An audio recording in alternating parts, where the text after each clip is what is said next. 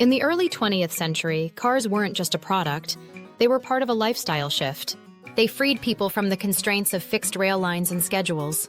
As cities began to evolve, roads and motor vehicles shaped their expansion. Suburbanization became possible, even desirable. Mass production met mass migration. The public fell in love with this steel symbol of modernity, and urban planning began to adapt. Roads widened.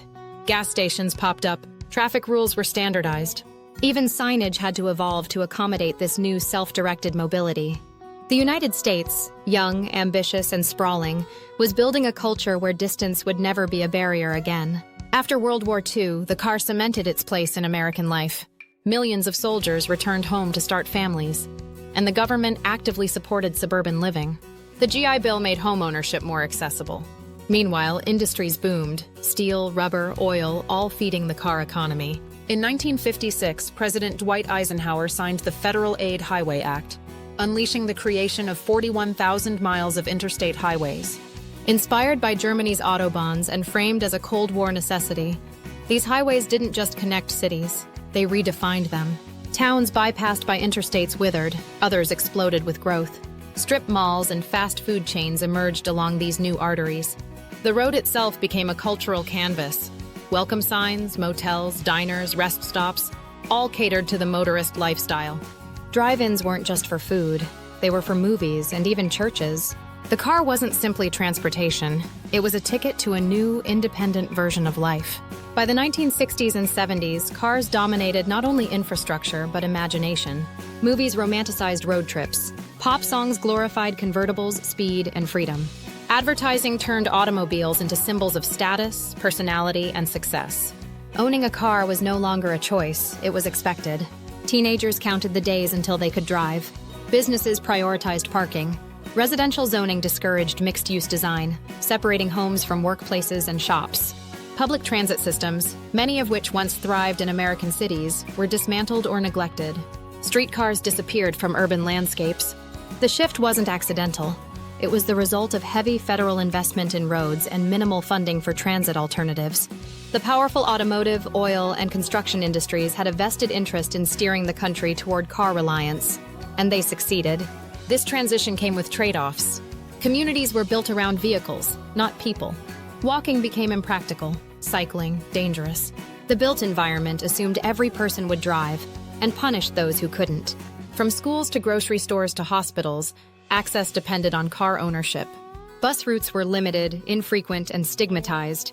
Trains were regional rather than national. Even small errands required a vehicle, and lack of one often signaled poverty or marginalization. America's car culture wasn't just about love, it became about survival. And yet, with all this growth came unintended consequences. Suburban sprawl fragmented communities. Commute times lengthened. Traffic congestion strained mental health and family life. Air pollution surged, particularly in urban areas. Cars began contributing significantly to greenhouse gas emissions. Oil dependence shaped foreign policy and international conflict. Safety became an issue, not just in design but in sheer volume. And economically, the burden fell on individuals. Insurance, maintenance, fuel, repairs, and the constant push to upgrade. The convenience of the car became a constant commitment, with steep costs attached. By the 1980s and 90s, these effects were hard to ignore. Urban planners and environmentalists began sounding alarms. Movements for walkable cities and bike-friendly infrastructure gained momentum. A few cities revived public transit, built light rails, and reimagined downtowns. But decades of car-first planning made change difficult. Americans weren't just car owners, they were deeply embedded in a system that assumed car access. Generations had grown up under the belief that independence and mobility were synonymous with driving. Even now, efforts to shift transportation habits are often met with resistance, especially in regions where alternatives simply don't exist. The culture of car dependence also shaped American psychology in subtle but powerful ways.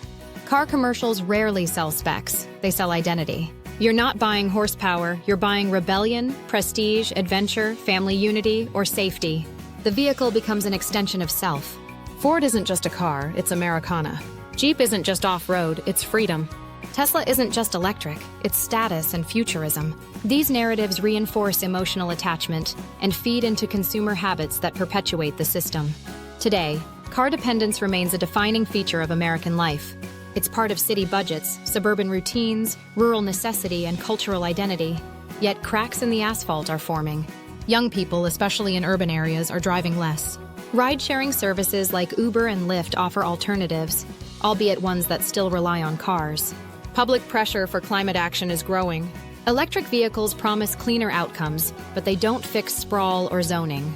Cities like Portland, Minneapolis, and New York experiment with bike lanes, bus rapid transit, and car-free zones.